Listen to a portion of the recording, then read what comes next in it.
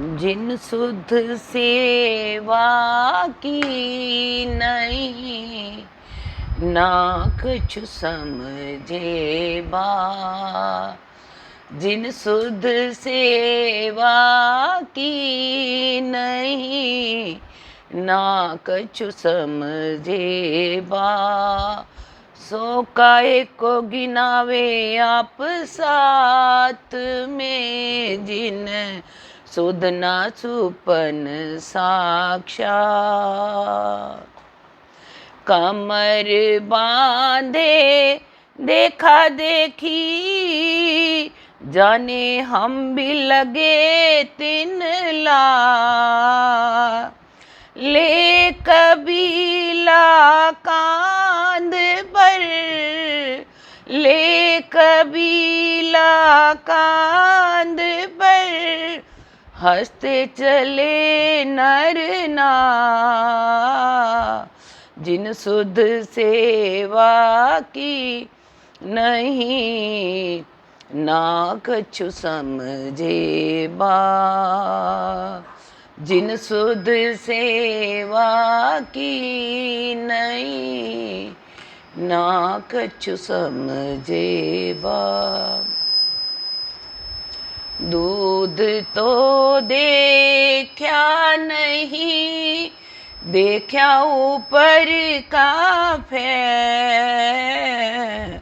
दूध तो देखा नहीं, देखा ऊपर का फैल। दौड़ करे पड़े खेच में, दौड़ करे पड़े खेच में, एयो लगे दुख दे। जिन सुध सेवा की नहीं, ना कछु समझे बा।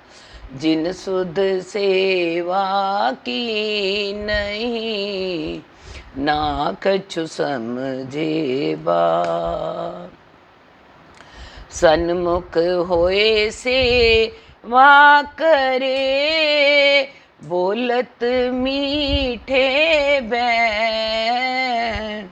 सन्मुख होए से वा करे, बोलत मीठे बैन। तित भी खेच ऐसी भई, तित भी खेच ऐसी भई, ए भी लगे दुख दे।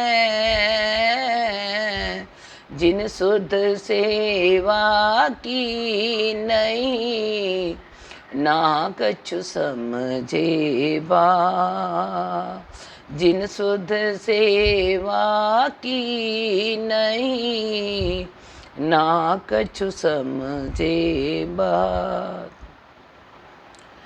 अंदर बाहर उजले, दोष देखे सब ऐन।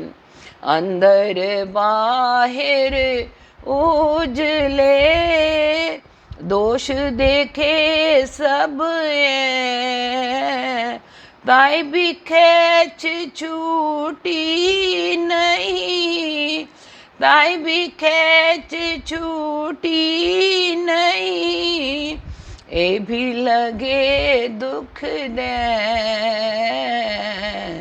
जिन सुध सेवा की नहीं, ना कछु समझे बा।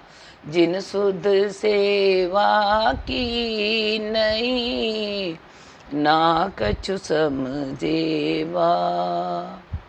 श्री मामत कहवे यो कर, हम सैया दौड़ी जा।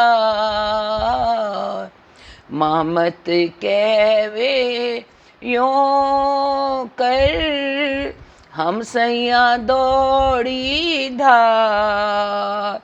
परे पट सुंदर बाई बिना पर, ए पट सुंदर बाई बिना किनु न खोल्या जाय। जिन सुध सेवा की नहीं ना कछु समझे बा। जिन सुध सेवा की नहीं ना कछु समझे बा। मोहे सिखापन उनकी दे फुरमान करी रोशन। मोहे सिखापन उनकी दे फुरमान करी रोशन। इंद्रावती तो कहवई श्री इंद्रावती तो कहवई जो दो विध करी चेतन। जिन सुध सेवा की नहीं ना कछु समझे बा। जिन सुध सेवा की नहीं ना कछु समझे बा। मोहे सिखापन उनकी दे फुरमान करी रोशन। मोहे सिखापन उनकी दे फुरमान करी रोशन। इंद्रावती तो कहवई श्री इंद्रावती तो कहवई जो दो विध करी रोशन। जिन सुध सेवा की नहीं ना कछु समझे बा। जिन सुध सेवा की नहीं ना कछु समझे बा। काहे को गिनावे वो आप साथ में जिन सुध ना सुपन साक्षात। बोलिए श्री प्राणनाथ प्यारे की जय। बोलो श्री सतगुरु महाराज की जय। प्रणाम।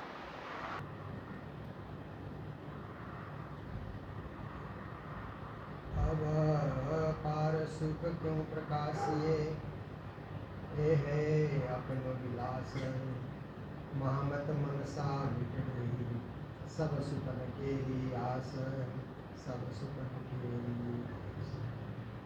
बोलो कृष्ण कन्हैया लाल की श्री जानंद स्वामी की श्री प्राणनाथ प्यारे की महारानी बाईराज की महाराजा छत्रसाल की गुरुजी ममदास महाराज की बाबा दयाराम साहेब की परमहंस रामरतन दास महाराज की परमहंस चरणदास महाराज की श्री कृष्ण प्रणामी धर्म की तीनों पुरी धाम की सर्व सुंदर साथ की। ओ भाई मेरे वैष्णव देवा को प्रणाम। उपस्थित धर्मपाल शिरोमणि सुंदरसाद जी, माताएं बहनें भाइयों, बहुत ही अच्छा, बहुत ही सुंदर, बहुत ही सुमधुर, बहुत ही सार गर्भित अवसर हमारे सामने है। देखिए, अवसर का लाभ लेना, अवसर को जाने न देना, अवसर को गंवाना नहीं। जैसे विद्यार्थी का पढ़ने का अवसर होता है, बचपन में पढ़ने का अवसर, उसने सो करके खेल करके बचपन गंवा दिया, मान लो जीवन भर पछताता रहेगा। हो मैंने अमूल्य जो बाल्यकाल पढ़ने का जो अवसर है वो मैंने गंवा दिया। बाद में वो नहीं पा सकता है, फिर उसकी उपलब्धि नहीं हो सकती है। जवानी है तो कमाने के लिए है, धन कमाने का अवसर है। वो भी ऐसे ही यार दोस्तों के साथ घूम करके चला गया, फिर पछताता रहेगा वो। ऐसे ही प्रौढ़ावस्था, सेवा, परोपकार, धर्म, कर्म, ज्ञान, गुणानुवाद आदि में लगाने का एक अवसर है प्रौढ़ावस्था। ऐसे तो धर्मों में बचपन से ही लग जाना चाहिए, पर बच्चे स्टूडेंट होंगे तो बहुत समय नहीं दे सकते हैं परमात्मा के लिए, उनको पढ़ना बहुत पड़ता है। पढ़ाई बड़ी लंबी चौड़ी होती है ना, इसलिए उनका ज्यादा कंसंट्रेशन तो पढ़ाई में रहेगी। पर 5 12वें निज नाम का जाप किया तो काफी है उनके लिए। पर जब जवानी में कमा भी लिया, बाल्यकाल में पढ़ भी लिया, तो प्रौढ़ अवस्था में थोड़ा समय निकाल करके सत्कर्म करना, धर्म करना, सत्कर्म करना, परोपकार में लग जाना, सेवा में संलग्न हो जाना, ये जीवन का मुख्य ध्येय होता है, मुख्य लक्ष्य होता है। जो हमारे ज्ञानियों ने बताया, शास्त्रकारों ने बताया, और कहीं न कहीं महामती प्राणनाथ जी भी हमें यही सब बता रहे हैं। जीवन का अर्थ, जीवन का मूल्य, जीवन का लक्ष्य और अवसर का सदुपयोग, क्योंकि वो अवसर आज का दिन कल नहीं आएगा, कल कल का ही दिन होगा, परसों परसों का ही दिन होता है। आज का दिन आज है, तो आज को भी सफल बनाना है, आज ही को सफल बनाना है। आज सफल होगा तो कल भी सफल होगा, परसों भी सफल होगा, रोज सफल होगा। और आज के अवसर को हमने गंवा दिया, असफल कर दिया। एक बार असफल होने के बाद फिर सामने असफलता ही असफलता दिखती है ना। एक बार सफल होने से सब जगह सही सही सफलता ही सफलता दिखती है। तो ऐसे सुंदर मानव तन, मानव जीवन और अमूल्य अवसर, वाणी से जुड़ने का अवसर, भजन भक्ति करने का अवसर, इसका आप सब बैठ करके लाभ ले रहे हैं और मुझे भी लाभ लेने का मौका मिल रहा है। क्योंकि सुनाते हैं तो सुनने का भी मौका मिलता है, मुख से सुनाते हैं, कान से अपने को भी सुनने का मौका मिलता है। तो हम लोग श्री जी की वाणी में से किरंतन ग्रंथा राग प्रभाती में प्रातःकाल जो राग गाया जाता है उसको प्रभाती कहा जाता है, ये भी एक राग का नाम है। तो प्रभाती राग में श्री जी महाराज ने इस प्रकरण को रचा है। कहते हो भाई मेरे वैष्णव कहिए हो भाई करके संबोधन कर रहे हैं सबको, अरे मेरे भाइयों ऐसे करके संबोधन कर रहे हैं। फिर कहते हैं वैष्णव कहिए वाको। वैष्णव, वैष्णव शब्द क्या है? विष्णु भगवान से संबंधित शब्द है। आप देखिए, जितने भी विष्णु के उपासक होते हैं उनको वैष्णव कहा जाता है। पर विष्णु भगवान के साथ श्री राम भी है, श्री कृष्ण भी है, तो जितने राम भक्त हैं वो भी वैष्णव कहलाते हैं, जितने कृष्ण भक्त हैं वो भी वैष्णवी कहलाते हैं। देखिए, वैष्णव मत परंपरा से जुड़े हुए होते हैं। दूसरा एक मत है शैव मत। जितने भी शिव भक्त होते हैं उनको शैव कहा जाता है, और जितने देवी के भक्त हैं उनको शाक्त कहा जाता है। देवी परंपरा में संलग्न जो देवियों की पूजा करते हैं ना, आप देखिए, दुर्गा देवी की पूजा करते हैं, लक्ष्मी देवी की पूजा करते हैं, वैष्णव देवी की पूजा करते हैं, पर विशेष करके दुर्गा देवी के उपासक जो शक्ति के उपासक हैं, ऐसे शक्ति के उपासक को शाक्त कहा जाता है। हिंदू धर्म में, सनातन धर्म में वैष्णव भी उतने ही है, शैव भी उतने ही है, शाक्त भी उतने ही है। प्रणामी परंपरा वैष्णव परंपरा से जुड़ा हुआ है और वैष्णव परंपरा में शाकाहारी होना बहुत जरूरी है। बिना शाकाहार किए वो वैष्णव बन ही नहीं सकता है। तो श्री प्राणनाथ जी महाराज जब सूरत गए थे धर्मचार यात्रा में, वो तो परिभ्रमण करते रहे, 17 महीना सूरत में रहे, वहाँ मंगलपुरी धाम की स्थापना उन्होंने की। तो वहाँ पर बहुत सारे वैष्णव लोग भी मिलने आते थे, बहुत सारे वेदांती भी मिलने के लिए आते थे। हिंदू धर्म के अलग अलग मत पंथों में दीक्षित लोग प्राणनाथ जी से मिलने कि नए संत आए हैं, नए महापुरुष आए हैं, उनके पास नवीन ज्ञान है, शास्त्रों को नए ढंग से प्रस्तुत करते हैं। ऐसा सूरत में प्रचार हुआ तो बहुत से लोग प्राणनाथ जी के सत्संग में, प्राणनाथ जी की चर्चा वाणी सुनने के लिए वहाँ पर उपस्थित होते हैं। तो जब वैष्णव लोग आए तो वैष्णव लोग आकर के श्री प्राणनाथ जी महाराज की चर्चा में बैठे, तो प्राणनाथ जी ने फिर उनको ही संबोधन किया। कबीर पंथ के आए तो उन्होंने फिर उनको सुनो रे सबके बंजारे, इस प्रकार से संबोधन किया। इसी तरह वेदांती आते हैं तो आगे उनको भी संबोधन करते हैं। ये प्रसंग बस आप लोग सुनते रहेंगे। तो श्री जी महाराज कहते हैं, अरे भाइयों, वैष्णव कहिए वहाँ को, उसी को वैष्णव कहना चाहिए। निर्मल जाति आत्मा, इसकी आत्मा निर्मल हो, आत्मा में किसी प्रकार का कोई कलंक न हो। आत्मा तो निर्मल ही है। कलंक लगता है शरीर और इंद्रियों से, मन और विचारों से आत्मा कलंकित हो जाती है। देखिए, ये तो आत्मा एकदम निर्मल है। निर्मल आत्मा उतनी है ढंग से, या जगत में भी जो आत्माएं प्रकट होती है तो सब में तो सब निर्मल ही होते हैं। पर कर्म करते जाते हैं तो कर्म का दोष आरोपित हो जाता है उनके ऊपर, इसलिए उन्हें भी दोषी होना पड़ता है।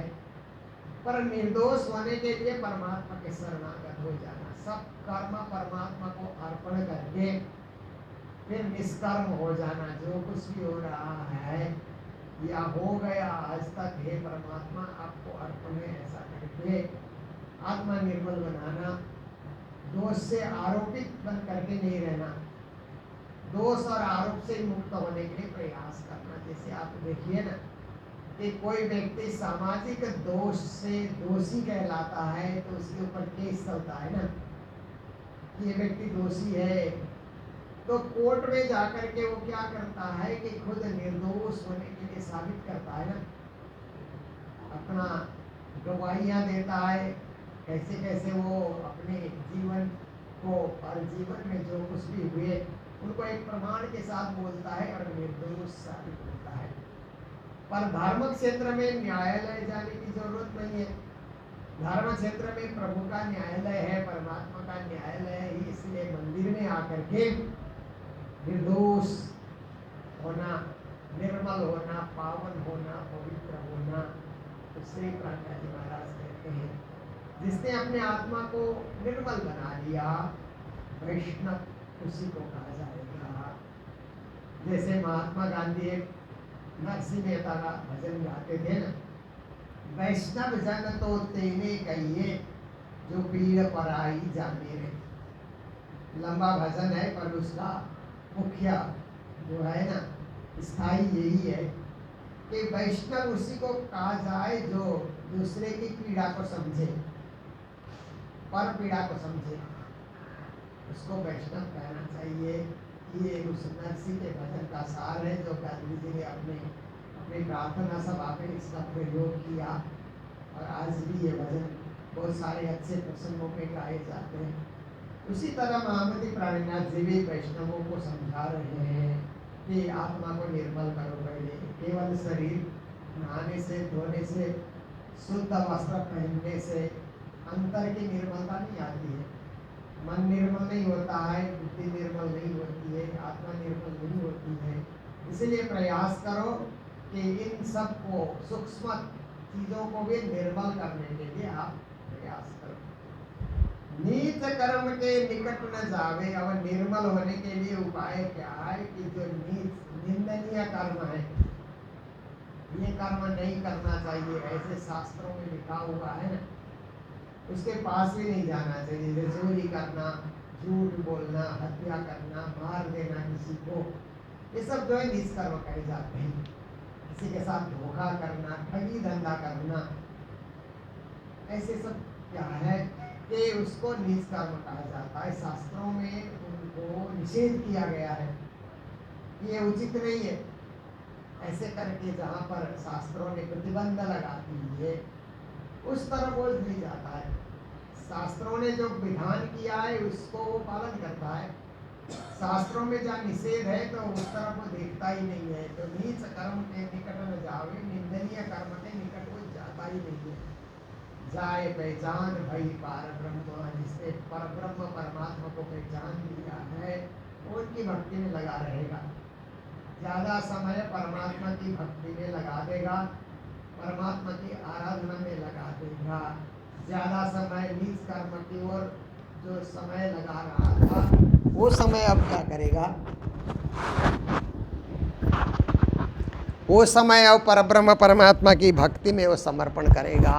तो देखिए कि वैष्णव की पहचान श्री जी महाराज इस तरह से बता रहे हैं। इसक लगाए पियासों पूरा, फिर कहते हैं कि परमात्मा के साथ प्रेम से जुड़े, प्रेम लक्षणा भक्ति से जुड़े। देखिए तो क्या है कि वो भक्ति हृदय की भक्ति होती है, क्योंकि प्रेम का संबंध हृदय से होता है। इसलिए आप देखिए कि जो दिल से जुड़ जाए भक्ति मार्ग में तो परमात्मा भी उसको स्वीकार कर लेते हैं। परमात्मा तो दिल को ही देखते हैं, हमारे शरीर को नहीं देखते कि शरीर को कितना सजा करके मंदिर आया है। ऐसे मंदिर आते समय शरीर सजा के आना भी नहीं चाहिए, वो गलत बात है। जैसे परमात्मा ने शरीर दिया बस वस्त्र से ढक लो, सात्विक वस्त्र से शरीर को ढक लो और आप आ जाओ। यहाँ साज श्रृंगार करके, ये शादी ब्याह तो है नहीं मंदिर में, कुछ लोगों को पता नहीं होता है तो मंदिर में आते हुए भी साज श्रृंगार के साथ ऐसे आते हैं, छम छम छम ऐसे करते हुए, उसकी ज़रूरत नहीं है। परमात्मा ये सब चीज़ पसंद नहीं करते हैं, ये दिखावा है। तो कहते हैं कि परमात्मा के मंदिर आने के लिए तो दिल को सजाना है, शरीर को सजाने से कोई लाभ नहीं है। दिल को सजा करके आना है। तोलो ना पीऊ पाइए, जोलो न साधे दिल, श्री जी ने कहा ना। और एक आगे चौपाई में, परमात्मा तब तक नहीं मिलते जब तक आप दिल को नहीं साधोगे। दिल सज जाएगा तो परमात्मा मिलेंगे। और दिल को साधने के लिए प्रेम प्रकट करना बहुत जरूरी है। तुमको इसका उपजाओ ने करूँ सो अब उपाय, पूर चलाऊँ प्रेम का ज्यूँ यही में छाक छकाए। कहते हैं श्री जी महाराज, आपके हृदय में प्रेम प्रकट हो, प्रेम प्रवाहमान हो, इसके लिए सब उपाय किए जा रहे हैं। तो कहते हैं कि वैष्णवों प्रेम से परमात्मा की भक्ति करो। केवल कर्मकांड, बहुत सारे आपने सामग्री जोड़ लिए, बहुत सारे भोग व्यंजन आपने जोड़ लिए, बहुत सारे उद्यम कर रहे हो, पर प्रेम उत्पन्न नहीं हो रहा है। जैसे एक जगह श्री जी ने कहा ना कि उत्सव करो अन्नकूट का, विविध करो प्रसाद, निकट न आवे नाथ जी, पीछे सब मिला करो स्वाद। अन्नकूट का उत्सव करके आपने 56 व्यंजन तो बना लिए, पर प्रेम नहीं भर सके, प्रेम नहीं जोड़ सके उन सब साधनों में, वो सब सजाने में, भोग बनाने में आप दिल के प्रेम को नहीं जोड़ सके तो वो सब व्यर्थ हो जाता है। प्रेम जुड़ गया तो रोज़ 56 भोग की जरूरत भी नहीं है। आपने 2-4 कटोरियों में ही कुछ भोग धराया है, परंतु प्रेम से धराया तो परमात्मा उससे प्रसन्न हो जाते। वो प्रेम को ही ग्रहण करते हैं, वो जो धराया उसको ग्रहण नहीं करेंगे, आपके प्रेम को ग्रहण करके वो खुश हो जाते हैं, प्रसन्न हो जाते हैं। इसलिए कहते हैं इसक लगाए पियासों पूरा, खेले अबला होए अहनीस। फिर कहते हैं कि परमात्मा के साथ खेलना है, लीला करनी है, परमात्मा के साथ एकाकार होना है, पर अबला हो करके, अबला भाव की भक्ति मतलब सखी भाव की भक्ति से परमात्मा से जुड़ना है। वो सबसे बड़ा जुड़ाव होता है। ऐसे तो आप देखिए सख्य भाव की भक्ति भी है, दास्य भाव की भक्ति भी है। नवधा भक्ति बताई जाती है ना, श्रीमद् भागवत में नवधा भक्ति की चर्चा आती है। प्रहलाद ने कहा नवधा भक्ति की बात, तो नवधा भक्ति में और भक्ति भी है साथ साथ में, पर सबसे निकट की भक्ति अबला भाव की भक्ति या सखी भाव की भक्ति है। इसलिए श्री जी महाराज कहते हैं खेले अबला होए ऐनीस, ऐसे होकर के आप परमात्मा की भक्ति में एकाकार हो जाओ, ऐसे लीला में आप लीला मगन हो जाओ, खेलो उसमें, आनंदित हो जाओ, रात दिन आनंदित हो जाओ, पर सखी भाव की भक्ति में आप ओतप्रोत हो जाओ, उसमें आप डूब जाओ। वो अंधे अज्ञानी भ्रम में भूले जिन लोगों को प्रेम लक्षणा भक्ति की बातों का पता नहीं है, केवल कर्मकांड में लगे हुए हैं, केवल उपासना में लगे हुए हैं, केवल परंपरा से जो चली आ रही है उसी को धर्म मान रहे हैं, खोजी कुछ करते नहीं हैं। तो बहुत सारे लोग धर्म को अंधा होकर के पालन करते हैं, धर्म में ऐसे चला आ रहा है, बस हम भी करते हैं, इस प्रकार से कुछ खोजी है नहीं, आँख खोल करके नहीं देखते। अंध परंपरा से जुड़ जाना, अंधविश्वास, अंधविश्वास भी खतरनाक होता है ना, इसलिए अंधविश्वास को विश्वास में प्रकट करना।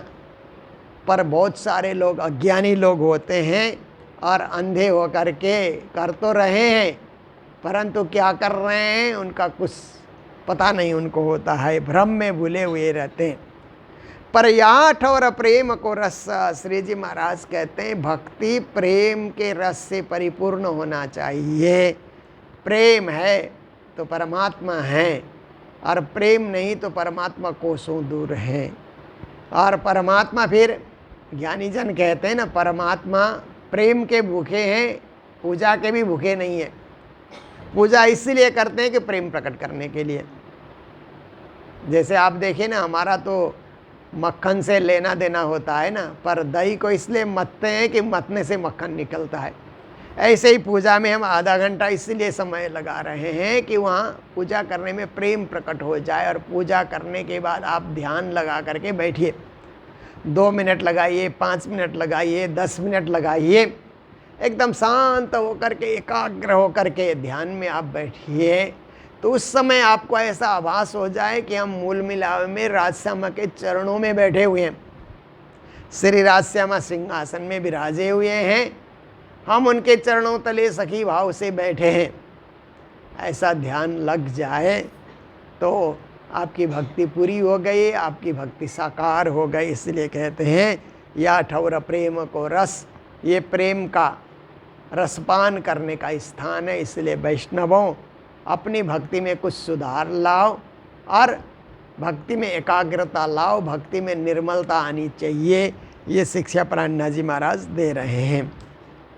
फिर कहते हैं जब आत्म दृष्टि जुड़ी पर आत्म तब भय आत्म निवेद। कहते हैं वैष्णव लोग आत्म निवेदन भक्ति की बातें ज़्यादा करते रहे श्री जी के सामने आकर के। श्रवणम कीर्तनम विष्णु स्मरणम पाद सेवनम अर्चनम वंदनम दास्यम सख्यमात्म निवेदनम, ये नवदा भक्ति है जो भागवत में ऐसे प्रसंग में आता है कि हिरण्यकशिपु ने जा कर के प्रहलाद को पूछा, बेटा तू क्या पढ़ गया, सुना। तो प्रहलाद जी ने ये श्लोक सुना दिया। जबकि गुरु दैत्य गुरु थे, संड और अमर का नाम के गुरु थे, वो तो दैत्य विद्या सिखाते थे, किसी को सताओ, किसी को काटो, किसी को मारो, किसी को कष्ट दो, ऐसी ऐसी विद्याएं सिखाते थे। पर प्रहलाद तो भक्त थे बचपन से ही, इसलिए गर्भवास में ही उन्होंने नारद जी के सत्संग को सुना था। इसके लिए प्रहलाद में भक्ति के अंकुर फूट गए, तो उन्होंने ये नवदा भक्ति की बात बता दी। तो ये श्लोक बहुत महत्वपूर्ण का श्लोक है कि सबसे पहले भक्ति श्रवण भक्ति कहा जाता है। जैसे आप लोग यहाँ बैठे हैं, आपको कुछ नहीं करना है, बस सुनना है, एकाग्र होकर के सुनना है, भक्ति अपने आप हो रही है। आधे घंटे आपकी भक्ति बनी रहेगी, पर सुनना है आपको, अन्य मनस्क नहीं होना है यहाँ, तो श्रवण भक्ति हो जाती है। कीर्तन भक्ति है तो जब भी कीर्तन का कोई कार्यक्रम होता है तो उसमें गाना, ताली बजाना, साथ हो जाना, सम्मिलित हो करके, ऐसे नहीं कि लोग कीर्तन कर रहे हैं आप चुपचाप बैठे हुए हैं और कुछ सोच रहे हैं, वो भक्ति नहीं होती है। उसमें आपको भी बोलना होगा, आपको भी गाना होगा, तो उसको कीर्तन भक्ति कहा जाता है। जैसे हम लोग मेहर सागर का पाठ करते हैं, नित्य पाठ करते हैं समूह में, तो वो भी एक तरह से कीर्तन भक्ति है। तो उसमें सबको बोलना होता है, सबको गाना होता है। फिर कहते हैं स्मरणम, स्मरण करना, मंत्र जाप करते हुए उनका स्मरण करना। फिर श्रवणम कीर्तनम विष्णु, ये विष्णु भगवान की भक्ति प्रहलाद ने बताई। हम श्री राज्य की पर ब्रह्म की भक्ति करते हैं, पर जो जिसकी भक्ति करता है, ये नवधा जो बातें बताई गए, 9 श्रेणी सबके लिए जरूरी है। तो पाद सेवनम मतलब उनके चरणों की सेवा। मैं तो पियासी चरणों की दासी, जन्म जन्म तुम हो मेरे श्री ताज, अच्छे चरण धरो श्री राज, मेरे आंगना प्यारे कदम रखो श्री राज मेरे आंगना। ऐसे उनके क्या है, चरणों की भक्ति करना, चरण धुआना आदि आदि। हम उनके चरणों के दास हैं, हम चरणों की धूल हैं, हम अंगना है तो भी चरण के धूल के समान है, ऐसा भाव रखना, पाद सेवन भक्ति। फिर अर्चना भक्ति है, उनकी पूजा करना। अर्चना पूजा को कहा जाता है। आप शाम सवेरे आरती करिए, पूजा करिए, भोग व्यंजन धराइए, चंदन करिए, अगरबत्ती करिए, वो अर्चना भक्ति है। फिर वंदना भक्ति है, तो प्रार्थना कीजिए। निजा आनंद को सुमिर के सतगुरु का कर ध्यान, सुंदर साथ के चरण में दास करे प्रणाम, बार बार विनय करूं सुंदर साथ से, सेवक सेवा भाव में बाड़े प्रेम स्नेह। या और भी अर्ज की बहुत सारी चौपाइयाँ होती हैं, उसको अर्चना भक्ति कहा जाता है। जैसे हम लोग चर्चा के बाद पिया तुम वो तैसी बोलते हैं ना, वो भी क्या है कि वंदना भक्ति है। पूजा के बाद, अर्चना के बाद जो वंदना भक्ति आती है, वो हम वंदना ही कर रहे हैं राज्य से अर्जी लगा करके। फिर दास्य भक्ति है, हम उनके दास हैं ऐसा भाव लेकर के। फिर सख्य भक्ति है, परमात्मा हमारे सखा हैं, कृष्ण हमारे सखा, हम उनकी सखी, ऐसा भाव भी आता है। और 9वें नंबर में जाकर के आत्मनिवेदन मतलब आत्मा उनके चरण में समर्पित कर देना, उनके हो जाना, आत्मा को चढ़ा देना। आत्मा अब मेरी नहीं है, और परमात्मा के चरणों में मेरी आत्मा अर्पित है, ऐसा भाव लेकर के जो भक्ति की जाती है, उसी को आत्मनिवेदन भक्ति कहा जाता है। और वैष्णव मत में ये 9वें श्रेणी की जो भक्ति है ना, आत्मनिवेदन भक्ति, उसको सर्वश्रेष्ठ भक्ति माना जाता है। उसी क्रम में श्रवण कीर्तन से लेकर के वैष्णव लोग आगे बढ़ते हुए जाते हैं। पर ये 9धा भक्ति है। श्री प्राणनाथ जी महाराज ने तो 10धा भक्ति की बातें की है वाणी में। 9धा से न्यारो कयो 14 भवन में नाय, सो प्रेम कहाँ से पाइए जो बसत गोपिका माए। वो तो 10धा प्रेम लक्षणा भक्ति की बात करते हैं। 9 आत्मनिवेदन से भी परे है प्रेम साधना, प्रेमा भक्ति जिसको कहा जाता है, वो 10धा भक्ति है। ये प्राणनाथ जी महाराज का मत है, इसलिए वैष्णवों को समझा रहे हैं कि आत्मा की दृष्टि परमात्मा से जुड़ जाती है, या आत्मा की दृष्टि पर आत्मा से भी जुड़ जाए। परम धाम में जो आत्मा है ना, उसको पर आत्मा कहा जाता है। संसार में आत्मा, मूल मिलाव में पर आत्मा, और सिंहासन में परमात्मा। आत्मा परात्मा परमात्मा। तो कहते हैं आत्मा की दृष्टि पर आत्मा से जुड़ जाए, तब भय आत्मनिवेद, उसको आत्मनिवेदन भक्ति कहा जाता है। कि पर आत्म स्वरूप आपका दिखलाई दे, तभी तो आपकी भक्ति होगी कि वहाँ परमात्मा के चरणों में पर आत्मा बैठ करके ध्यान लगा रही है, वही आत्मनिवेदन भक्ति है। श्री जी ने ऐसा अर्थ उनको समझा दिया। या भी तो लोक लखे नहीं कोई, पर लोक, दुनिया के लोग ऐसी भक्ति को समझ नहीं सकते हैं, क्योंकि कुछ दिखता नहीं है। आत्मनिवेदन में आत्मा से आप कैसी भक्ति कर रहे हैं, लोगों को प्रत्यक्ष नहीं दिखता है।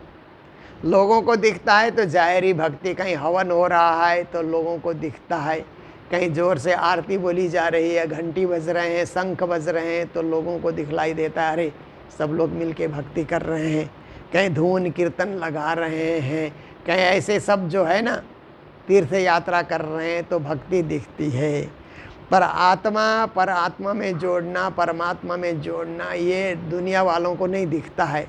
दुनिया वाले ऐसे भक्ति नहीं समझते हैं। वो तो क्या है, जो ऊपरी भक्ति है वही उनको समझ आती है। इसलिए श्री जी कहते हैं, या विद लोक लखे नहीं कोई, दुनिया के लोग ऐसी भक्ति को समझते नहीं, और वह ऐसी भक्ति के अनुगामी भी नहीं बन सकते हैं, क्योंकि उनके लिए दूर की बात होती है। ये तो सखियों के लिए या समर्पित भक्तों के लिए ही संभव है। कोई भागवंती जाने ये भेद, इस भेद को तो भागवंती मतलब भक्ति में संलग्ना जो आत्मा है उसी को भागवंती कहा जाता है। भाग्यशाली भी कहिए, भागवंती का अर्थ भाग्यशाली भी समझ लीजिए कि जिसका भाग्य जाग गया। भाग्य जागने से बहुत कुछ होता है ना, भाग्य का उदय हो जाता है तो बहुत कुछ की प्राप्ति होती है। भाग्य का उदय होता है तो एक बार एग्ज़ाम देने से पास हो जाता है।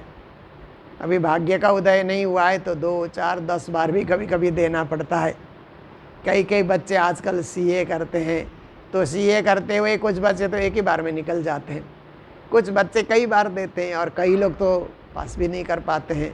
देखिए भाग्य की बात है। MBA करते हैं, बड़ी बड़ी डिग्रियां लेते हैं, तो भाग्य हमको साथ दे रहा है तो काम एक ही बार में सिद्ध हो जाता है।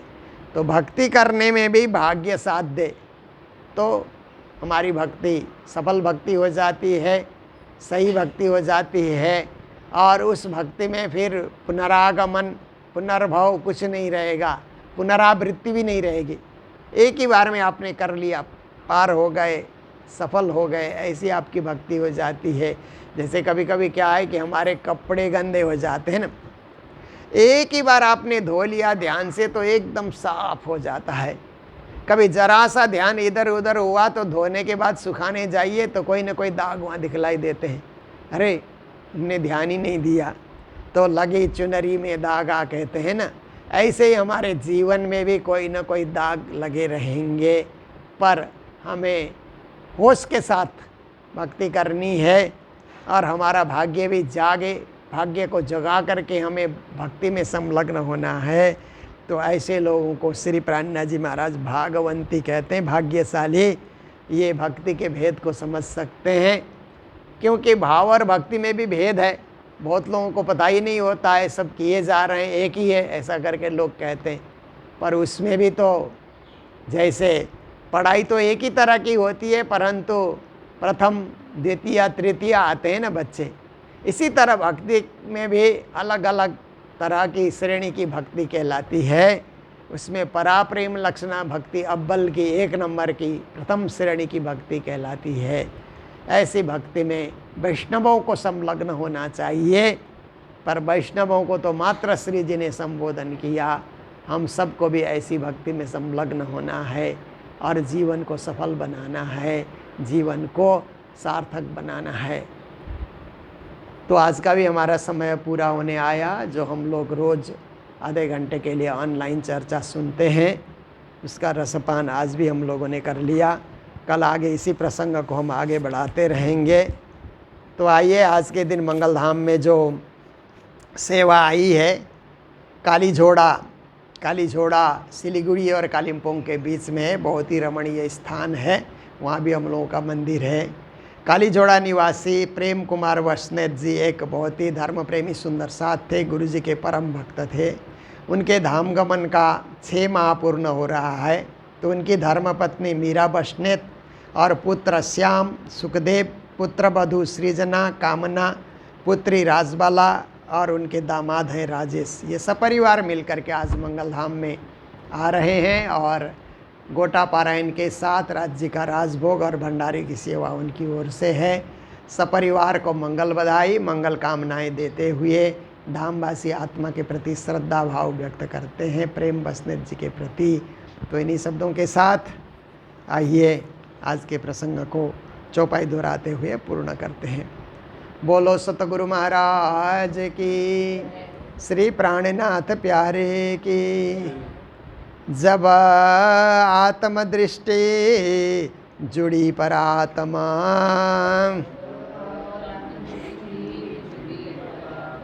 तब भयो आत्म निवेद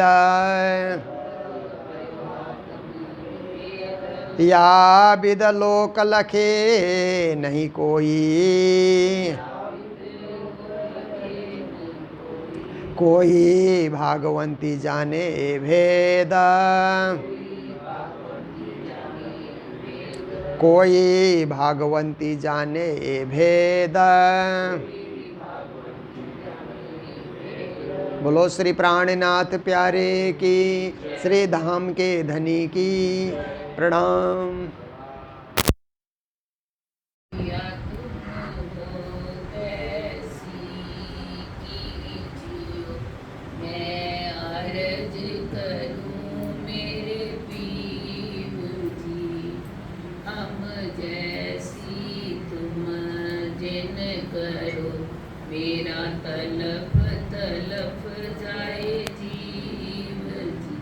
पिया जीवन तो जीवे नहीं, क्यों मीटे दिल की प्यास जी। पिया तुम बिना किन सो कहूँ, पिया तुम हो मेरी आस जी। पियास बिरानी तो करूँ, पिया जो कोई दूसरा होए जी। पिया सब विद वाला जी, सामरथ दिन रैन जात रोए रोए जी। पिया जन्म दी जो मैं होती, पिया देखूनी के कार्य जी।